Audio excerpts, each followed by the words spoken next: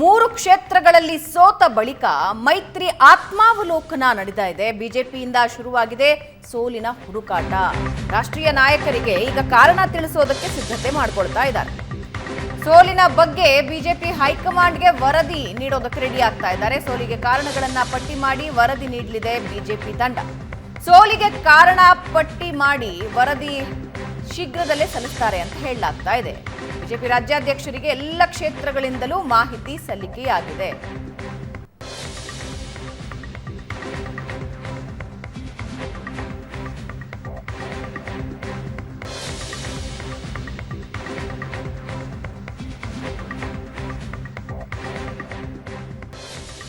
ಪ್ರಶಾಂತ್, ನಿಜಕ್ಕೂ ಒಂದು ಆತ್ಮಾವಲೋಕನ ಬರೀ ಸೋಲಿನ ಬಗ್ಗೆ ಅಲ್ಲ, ಇಡೀ ನಾಯಕತ್ವದ ಬಗ್ಗೆ, ಇಡೀ ಒಗ್ಗಟ್ಟಿನ ಬಗ್ಗೆ, ಎಲ್ಲದರ ಬಗ್ಗೆ ಆತ್ಮಾವಲೋಕನ ಆಗಬೇಕಾಗಿದೆ ಬಿಜೆಪಿದು. ಓನ್ಲಿ ನಾಟ್ ಅಬೌಟ್ 3 ಉಪಚುನಾವಣೆ ಬಗ್ಗೆ ಮಾತ್ರ ಅಲ್ಲ. ಈಗ ನೋಡಿ, ಈಗ ಆತ್ಮಾವಲೋಕನ ಒಂದು ಬಿಜೆಪಿ ರೆಬೆಲ್ಸ್ಗಳೇ ವಿಜಯೇಂದ್ರ ಮೇಲೆ ನೇರ ಆರೋಪವನ್ನು ಮಾಡ್ತಾ ಇದ್ದಾರೆ, ಅಪ್ಪ ಮಕ್ಕಳಿಂದ ಸೋತ್ವಿ ಅಂತ.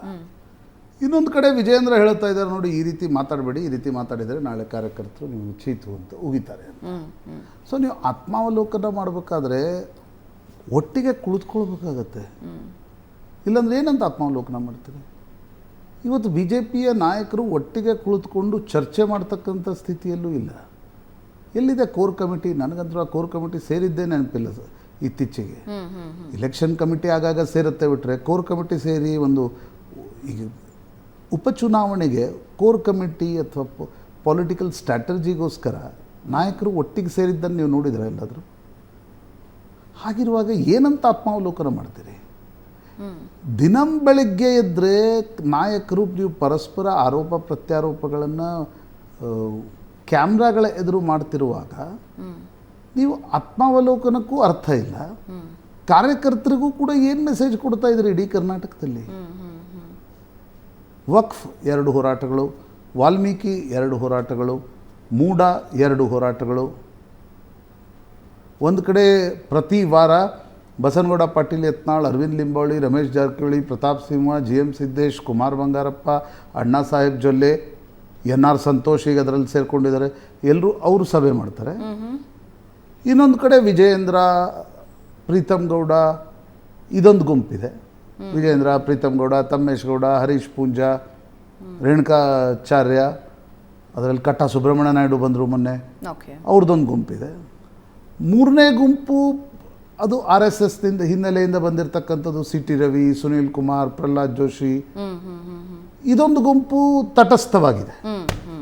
ಈಗ ಅದು ತಟಸ್ಥವಾಗಿದ್ದುಕೊಂಡು ಅವರು ವಿಜಯೇಂದ್ರರನ್ನ ಬೆಂಬಲಿಸ್ತಾ ಇದ್ದಾರಾ, ವಿರೋಧಿಸ್ತಾ ಇದ್ದಾರಾ ಅನ್ನೋದು ಕೂಡ ಮುಖ್ಯ ಆಗುತ್ತೆ. ಹಾಗಿರುವಾಗ ಹೈಕಮಾಂಡ್ ಸತತವಾಗಿ ಪ್ರತಿ ಹೇಳಿಕೆಗಳು, ಆರೋಪ ಪ್ರತ್ಯಾರೋಪಗಳು ಕರ್ನಾಟಕದಲ್ಲಿ ಬರ್ತಿದ್ರು ಕೂಡ high command is not at all bothered. ಯಾಕಂದರೆ ಅವ್ರಿಗೆ ಕರ್ನಾಟಕ ಇವತ್ತು ಪ್ರಯಾರಿಟಿ ಅಲ್ಲವೇ ಅಲ್ಲ. ಇನ್ನೊಂದು ಕಡೆ RSS ಒಂದು ಸಭೆಯನ್ನು ಮಾಡುತ್ತೆ, 33 ಜನರನ್ನು ಕರೆಸುತ್ತೆ. ಮುಂದೇನಾಯ್ತದ RSS ಸಭೆದು? ನೀವು ಏನಂತ ಆತ್ಮಾವಲೋಕನ ಮಾಡ್ಕೊಳ್ತೀರಿ? ಅಲ್ಲ, ಆತ್ಮಾವಲೋಕನ ಮಾಡ್ಕೊಳ್ಳೋದು ಇವಾಗ ಇಲ್ಲಿ ಆತ್ಮಾವಲೋಕನಕ್ಕಿಂತ ಹೆಚ್ಚಾಗಿ ಪರಿಹಾರ ಬೇಕು.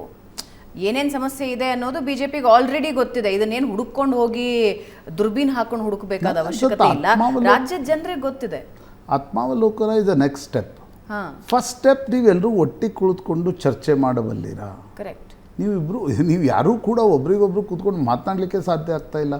ನೀವು ನಾಳೆ ಸದನದಲ್ಲೇ ನೋಡಿ, 9ನೇ ತಾರೀಕು ಸದನ ಶುರು ಆಗುತ್ತಲ್ಲ, ಸದನದಲ್ಲೇ ನೋಡಿ, ಯತ್ನಾಳ್ ಒಂದು ಕಡೆ ನಿಂತ್ಕೊಂಡಿರ್ತಾರೆ, ಅಶೋಕ್ ಒಂದು ಕಡೆ ನಿಂತ್ಕೊಂಡಿರ್ತಾರೆ. ಯತ್ನಾಳ್ ಅವದೊಂದು ಫೈರ್ ಬೇರೆ ಇರುತ್ತೆ, ಈ ಕಡೆ ಪಾರ್ಟಿಯಿಂದ ಒಂದು ಬೇರೆ ರೀತಿಯ ಆರೋಪ ಪ್ರತ್ಯಾರೋಪ ಇರುತ್ತೆ. ನ್ಯಾಚುರಲಿ ನೀವು ಸಿದ್ದರಾಮಯ್ಯನವರಂಥ ಒಬ್ಬ ಜನಮಾನಸದ ನಾಯಕನ ಎದುರು ಮತ್ತು 3 ಉಪಚುನಾವಣೆಗಳ ಗೆದ್ದ ನಂತರ ನ್ಯಾಚುರಲಿ ಸಿದ್ದರಾಮಯ್ಯನವ್ರಿಗೊಂದು ಕಾನ್ಫಿಡೆನ್ಸ್ ಜಾಸ್ತಿ ಆಗಿರುತ್ತೆ. ಅವರು ಇನ್ನಷ್ಟು ಪ್ರಹಾರವನ್ನು ನಿಮ್ಮ ಮೇಲೆ ಮಾಡಿದಾಗ ಈ ಒಡಕನ್ನು ಇಟ್ಕೊಂಡು ಉಪಚುನಾವಣೆ ಗೆಲ್ಲಕ್ಕಾಗಿಲ್ಲ, ಈ ಒಡಕನ್ನು ಇಟ್ಕೊಂಡು ವಿಧಾನಸಭೆ ಅಧಿವೇಶನ ಹೆಂಗೆ ಎದುರಿಸ್ತಾರೆ? ನನಗನ್ಸುತ್ತೆ ಇದು ಬರೀ ಆತ್ಮಾವಲೋಕನಕ್ಕೆ ಸೀಮಿತವಾಗಿಲ್ಲ ಕರ್ನಾಟಕದ ಬಿಜೆಪಿಯ ಪರಿಸ್ಥಿತಿ. ಇದೊಂದು ರೀತಿ ಓವರ್ ಆಲ್ ಸ್ಟ್ರಾಟರ್ಜಿ, ಹೈಕಮಾಂಡ್ ಮಧ್ಯಪ್ರವೇಶ, ಇದನ್ನು ಕರ್ನಾಟಕದ ಬಿಜೆಪಿ ಬಯಸ್ತಾ ಇದೆ. ಈಗ ವಕ್ಫ್ನ ಹೋರಾಟ ಬಂತು. ವಕ್ಫ್ ಜನಮಾನಸದಲ್ಲೇ ಒಂದು ರೀತಿಯ ತಳಮಳ ಇತ್ತು. ಇಡೀ ಹಳ್ಳಿಗಳಲ್ಲಿ ಜನ ಹೋಗಿ ತಮ್ಮ ಪಹಣಿಗಳನ್ನು ತೆಗೆದುಕೊಂಡು ನೋಡ್ತಾ ಇದ್ರು. ನಮ್ಮಲ್ಲೆಲ್ಲಾದರೂ ವಕ್ಫ್ ಏನಾದರೂ ಕಾಲಮ್ 11 ತುಂಬಿಸಿದೇನಾ ಅಂತ. ಆ ಪರಿಸ್ಥಿತಿ ಇರುವಾಗ ನೀವು ವಿರೋಧ ಪಕ್ಷ ಹೋರಾಟವನ್ನು ಈಗಾಗಲೇ ಶುರು ಮಾಡಬೇಕಿತ್ತು. ಬಸನಗೌಡ ಪಾಟೀಲ್ ಒಂದು ಹೋರಾಟವನ್ನು ನಡೆಸಿದರು. ಅಲ್ಲಿ ವಿಜಯೇಂದ್ರರನ್ನಾದರೂ ಕರ್ಕೊಂಡು ಹೋಗ್ಬೇಕು, ಅಂದರೆ ವಿಜಯೇಂದ್ರ ಆದರೂ ಅಲ್ಲಿ ಹೋಗ್ಬೋದಿತ್ತು. ಇಲ್ಲಿ ಇಷ್ಟು ಟ್ರಸ್ಟ್ ಡೆಫಿಸಿಟ್ ಇದೆ, ಒಬ್ರಿಗೊಬ್ರು ಕೆಲಸ ಮಾಡಲಿಕ್ಕೆ ತಯಾರಿಲ್ಲ. ನಿಮ್ಮ ಪಾರ್ಟಿಯಲ್ಲೇ ಒಡಕಿದ್ದಾಗ ಜನ ಹೆಂಗ್ರಿ ನಿಮ್ಗೆ ಸ್ಪಂದನೆ ಮಾಡ್ತಾರೆ? ಜನ ಯಾಕೆ ನಿಮ್ಮನ್ನು ಸ್ಪಂದನೆ ಮಾಡ್ತಾರೆ? ಆಯ್ಷಾ, ಕರ್ನಾಟಕದ B J P is going through A ಭಾಳ ಒಂದು ರಫ್ ಪ್ಯಾಚ್ ಅಂತಿರೋ, ಬ್ಯಾಡ್ ಪ್ಯಾಚ್ ಅಂತಿರೋ, ಅದರಿಂದ ಹೋಗ್ತಾ ಇದೆ. ಇದು ಬರೀ ಆತ್ಮಾವಲೋಕನ, ಇದು ಬರೀ ಯಾವುದೋ ಒಂದು ರೀತಿಯಾಗಿರ್ತಕ್ಕಂಥ ಒಂದು ಪ್ಯಾಚಪ್ಪಿಂದ ಸಾಧ್ಯ ಆಗಲ್ಲ.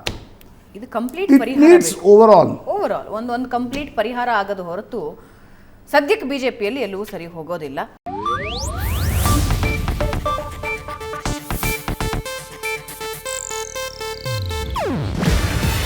ಇದು ಏಷ್ಯಾನೆಟ್ ನ್ಯೂಸ್ ನೆಟ್ವರ್ಕ್ ಪ್ರಸ್ತುತಿ.